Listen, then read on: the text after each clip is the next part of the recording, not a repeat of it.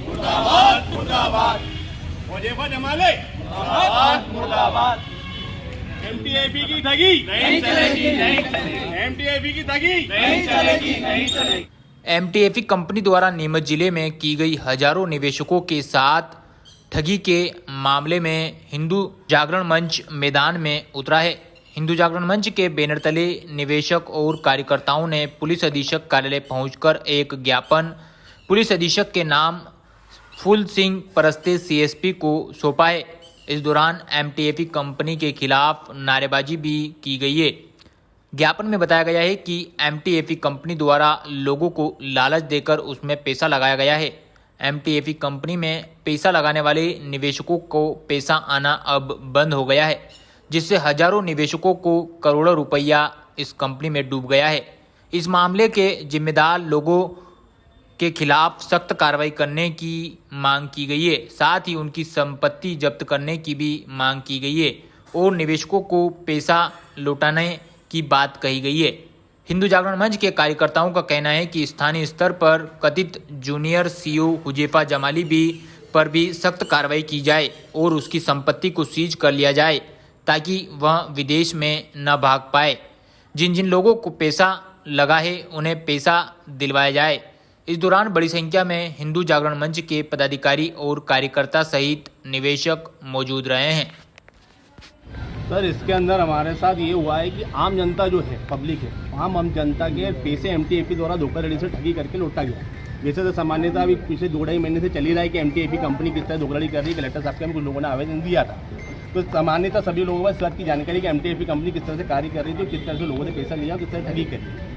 तो आम लोगों का ये था कि भाई उनको ये नहीं मिल पा रहा है कि हम कार्रवाई कैसे करें क्या करें। तो वो हिंदू जागरण मंच के पास आए। वो हिंदू जागरण मंच से उन्होंने चाहा कि भाई हमको इसमें सहायता दी जाए। तो हिंदू जागरण मंच ने आज एक ज्ञापन आम जनता की ओर से दिया है कि भाई इस तरह की ठगी हुई है, क्योंकि इसमें एक सामूहिक ठगी कहेंगे। इससे कम से कम 6000 लोगों का नीमच जिले में लगभग लोगों से इन्वेस्ट किया है। ऐसा आईडी है, ऐसा माना जाता है। तो 6000 लोगों की आईडी है और 250 करोड़ के लगभग एक अंदाजा है, मोटा मोटा अंदाजा है कि 250 करोड़ के लगभग लोगों ने इन्वेस्ट किया है, जो कि आज एक तरह से डूब ही गया है वो पैसा। तो वो स्थिति ये है। तो इसलिए अब शासन को, आज पुलिस प्रशासन को इस संबंध में जानकारी दी है कि इसके अंदर पूरी संभावना है कि इसका जो यहाँ पे जो कार्य कर रहा था मुफ्ती क्या नाम है, जमाली हुजैफा जो आरोपी है, वो इस सब पैसों को लेके, उसके पास पैसा भी है, वो इस सब पैसों को लेके यहाँ से वो फरार हो सकता है, भारत से भी फरार हो सकता है। तो ऐसी स्थिति में बहुत आवश्यक है कि उसको तुरंत प्रभाव से गिरफ्तार किया जाए। इसी चीज़ की हमारी मांग की गई है शासन से कि उसको तुरंत प्रभाव से गिरफ्तार किया जाए और जांच किया जाए, विस्तार रूप से जांच की जाएगी। बहुत सारे लोग और भी होंगे इसके अंदर, जो सब इसमें चेन बनेगी, वो चेन के अंदर गिरफ्तारी होंगी और लोगों के पैसे वापस बच पाएंगे और आ पाएंगे। ऑटो ट्रेडिंग कंपनी है और आपने कहा इंटरनेशनल कंपनी है, तो किस तरह से उस व्यक्ति तक पहुंचा? ऐसा आम जनता के द्वारा ही बताया गया है। इसकी जानकारी देखो अभी तो पुलिस प्रशासन में जांच करेगी, लेकिन सर जनता द्वारा कहा गया है कि 4-5 देशों में और में भी उसका व्यापार फैला हुआ है, ऐसा उनके द्वारा से बताया जाता है। इसी तरह से क्या यहाँ मनाबी, यहाँ पे भादव माता में भी उन्होंने वहाँ पे एक सभा करी थी, उसमें भी इस तरह की जानकारी लोगों को दी गई है कि 4-5 देशों में कंपनियां काम कर रही है, ऐसा करके। तो अंतर्राष्ट्रीय स्तर की एक और बात कही कि इनकी प्रॉपर्टी जो है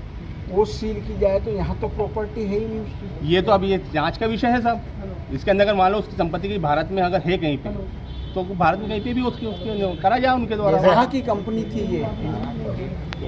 कनाडा कंपनी बताया। जैसा कि हजारों निवेशक है, आप बता रहे करोड़ों में ये घोटाला हुआ, जो भी हुआ, तो इसमें जो मतलब जो निवेशक है वो सामने क्यों नहीं आ रहे हैं अभी तक? मतलब कोई शिकायत करने के लिए तैयार नहीं है, क्या कारण है? मतलब डरे हुए हैं लोग, उनके पैसे गए हुए, क्या स्थिति है, तो वो आम जनता रहेगी, तो पुलिस जांच करे इस बारे में। उनका खाता जो भी होगा इसमें, जो कोई शिकायत करेगा तो फिर जांच करेगा ना, जो जैसा कि देखो इसके अंदर सिर्फ जनता का पैसा डूबा मैटर नहीं है।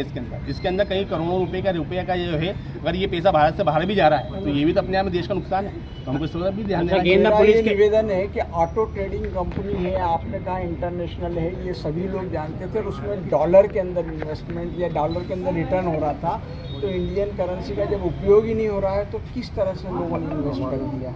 ये जांच का विषय है, पुलिस जांच करेगी इसके अंदर कैसे डालेगा, क्योंकि मैंने तो इन्वेस्ट इसमें किया नहीं। लेकिन हमारे पास जो लोगों के द्वारा बताया गया उस हिसाब से हमने ज्ञापन दिया है। लोग चाहते थे कि भैया ये शासन तक बात जाए, तो हम सिर्फ एक माध्यम मात्र है। हमारा इसके अंदर कहीं से भी कोई ट्रेडिंग में कोई लेना देना नहीं उस कंपनी से, लेकिन हाँ हम लोग जैसा आप इसके लिए आए हैं, लेकिन अभी जो भी और दूसरी देखिए, हिंदू जागरण मंच कंपनियां में आपको बता दूं, हिंदू जागरण मंच जो है वो यहाँ पे हिंदू जागरण का जागृति काम करता है। हिंदू समाज के अंदर किसी भी तरह से उनके साथ कोई कहीं भी आर्थिक नुकसान है, इस तरह का जो शोषण होता है उस शोषण के खिलाफ हमारा आवाज उठाने का काम है। तो इस तरह से हमारे पास जो शोषण के लिए आया व्यक्ति शोषित आया तो उसकी आवाज उठाना हमारा काम है। हमने शासन को बताया है, वो शासन इस पर अपनी कार्रवाई करेगी। जैसे अभी जो बहुत सारी दूसरी कंपनियां चल रही है, एक मेटाफोर्स ऐसा करके कुछ चल रही है, उसमें भी उसके कंपनी के बारे में मुझे जानकारी नहीं तो है, उसके लिए क्या जागरूकता करेंगे कि क्या रहेगा? उसके बारे में जानकारी नहीं है। अगर हमारे पास जानकारी होगी बिल्कुल इसके जागरूक अच्छा, करेंगे। एक बात आप बताइए कि इस तरह की कंपनियों के लिए हिंदुस्तान चारागाह बना हुआ है, तो आप ये मांग क्यों नहीं करते हैं कि इसके लिए कोई ठोस कानून बनना चाहिए सरकार की ओर से?